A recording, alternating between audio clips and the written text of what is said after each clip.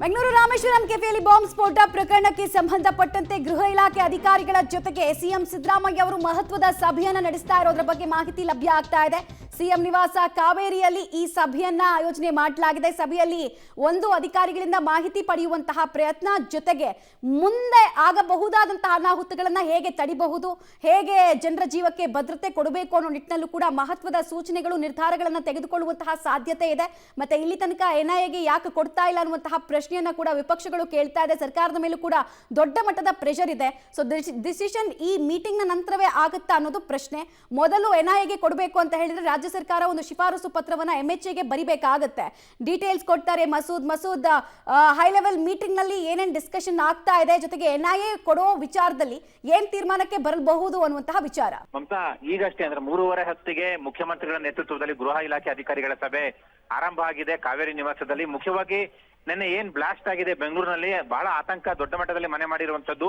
ಸಾಕಷ್ಟು ಪ್ರಶ್ನೆಗಳು ಸರ್ಕಾರದ ಮುಂದೆನೂ ಕೂಡ ಇದಾವೆ. ಆ ಹಿನ್ನೆಲೆಯಲ್ಲಿ ಆ ಪ್ರಶ್ನೆಗಳಿಗೆ ಉತ್ತರ ಕಂಡುಕೊಳ್ಳುವ ನಿಟ್ಟಿನಲ್ಲಿ ಮುಖ್ಯಮಂತ್ರಿಗಳು ಗೃಹ ಇಲಾಖೆ ಅಧಿಕಾರಿಗಳ ಸಭೆಯನ್ನ ಕರೆದಿದ್ದಾರೆ.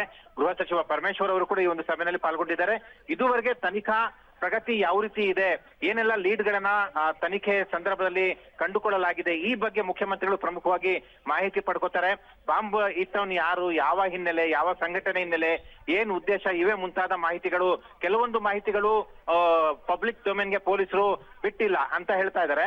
ಆ ಒಂದು ಮಾಹಿತಿಗಳನ್ನ, ಸೂಕ್ಷ್ಮ ಮಾಹಿತಿಗಳನ್ನ ಮುಖ್ಯಮಂತ್ರಿಗಳ ಈ ಒಂದು ಸಭೆಯಲ್ಲಿ ಚರ್ಚೆ ಆಗ್ತಾ ಇದಾವೆ ಅಂತ ಕೂಡ ಹೇಳಲಾಗ್ತಿದೆ. ಪರಮೇಶ್ವರ್ ಅವರು ಕೂಡ ಈ ಒಂದು ಸಭೆಯಲ್ಲಿ ಇದ್ದಾರೆ. ಮುಖ್ಯವಾಗಿ ಬ್ಲಾಸ್ಟ್ ಹಿನ್ನೆಲೆ, ಕಾರಣ ಏನು ಅನ್ನುವಂಥದ್ದು, ಜೊತೆಗೆ ಆ ವ್ಯಕ್ತಿಯ ಬಂಧನ ಎಷ್ಟು ಬೇಗ ಆಗುತ್ತೆ ಅನ್ನುವಂಥದ್ದು, ಆ ವ್ಯಕ್ತಿಯ ಟ್ರೇಸ್ ಯಾವ ರೀತಿ ನಡೀತಾ ಇದೆ ಅನ್ನುವಂತ ಕಾರಣಕ್ಕಾಗಿ ಸಭೆ ಮಾಡ್ತಾ ಇದ್ದಾರೆ. ಒಟ್ಟಾರೆಯಾಗಿ ಈ ಪ್ರಕರಣದ ಸಂಪೂರ್ಣ ಮಾಹಿತಿಯನ್ನ ಮುಖ್ಯಮಂತ್ರಿಗಳು ಪಡ್ಕೋತಾರೆ. ಜೊತೆಗೆ ಸಿಸಿಬಿಗೆ ತನಿಖೆಯನ್ನ ವಹಿಸಿರುವಂತದ್ದು, ಸಿಸಿಬಿ ಅಧಿಕಾರಿಗಳು ಕೂಡ ಈ ಒಂದು ಸಭೆಯಲ್ಲಿ ಪಾಲ್ಗೊಂಡಿದ್ದಾರೆ.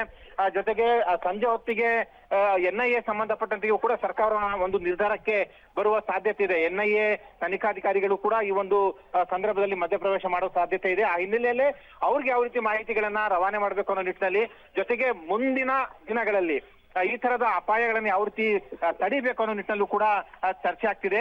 ಇನ್ನೊಂದೇನಂತಂದ್ರೆ ಭದ್ರತಾ ವೈಫಲ್ಯ ಆಗಿದೆ ಅನ್ನುವಂತಹ ಆರೋಪವನ್ನ ಬಿಜೆಪಿ ನಾಯಕರು ಮಾಡ್ತಾ ಇದ್ದಾರೆ. ಭದ್ರತಾ ವೈಫಲ್ಯ ನಿಜವಾಗ್ಲೂ ಆಗಿದೆಯಾ, ಯಾವ ಸಂದರ್ಭದಲ್ಲಿ ಆಗಿದೆ, ಇವೇ ಮುಂತಾದ ಮಾಹಿತಿಗಳನ್ನ ಪಡ್ಕೊಳ್ತಾ ಇದ್ದಾರೆ. ಭದ್ರತಾ ಅಂದ್ರೆ ಆಂತರಿಕ ಗುಪ್ತಚರ ವಿಭಾಗದ ಶರತ್ ಚಂದ್ರ ಎಡಿಜಿಪಿ ಆಗಿರುವಂತವ್ರು, ಅವರು ಕೂಡ ಈ ಒಂದು ಸಭೆಯಲ್ಲಿ ಇದ್ದಾರೆ. ಸಮಗ್ರ ಎಲ್ಲಾ ಆಯಾಮಗಳ ತನಿಖಾ ಮಾಹಿತಿ, ಜೊತೆಗೆ ಮುಂದೆ ಏನ್ ಮಾಡ್ಬೇಕು, ತನಿಖೆ ಯಾವ ರೀತಿ ನಡೆಸಬೇಕು, ಇವೇ ಮುಂತಾದ ಮಾಹಿತಿಗಳನ್ನ ಮುಖ್ಯಮಂತ್ರಿಗಳು ಪಡ್ಕೊಳ್ತಾ ಇದ್ದಾರೆ.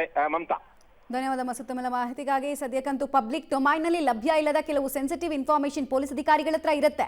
ಸೊ ಆ ಮಾಹಿತಿಯನ್ನ ಕೂಡ ಸರ್ಕಾರದ ಮಟ್ಟಿಗೆ ತಲುಪಿಸಲೇಬೇಕಾಗತ್ತೆ. ಸೊ ಅದನ್ನು ಮಾಡ್ತಾ ಇದ್ದಾರೆ ಅಧಿಕಾರಿಗಳು ಅನ್ನುವಂತಹ ವಿಚಾರ ಗೊತ್ತಾಗ್ತಾ ಇದೆ. ಹಾಗೆ ಕೆಲವು ಇಂಪಾರ್ಟೆಂಟ್ ಇನ್ಸ್ಟ್ರಕ್ಷನ್ಸ್ ಅನ್ನ ಕೂಡ ಮುಖ್ಯಮಂತ್ರಿಗಳು ಕೊಡ್ಲಿಕ್ಕಿದ್ದಾರೆ. ಹಾಗೆ ಎನ್ಐಎಗೆ ಇವತ್ತೇ ಕೊಡ್ತಾರಾ, ಎನ್ಐಎ ವಿಚಾರದಲ್ಲಿ ಇವತ್ತೇ ತೀರ್ಮಾನಕ್ಕೆ ಸರ್ಕಾರ ಬರುತ್ತಾ ಅನ್ನೋ ಕುತೂಹಲ ಇದೆ.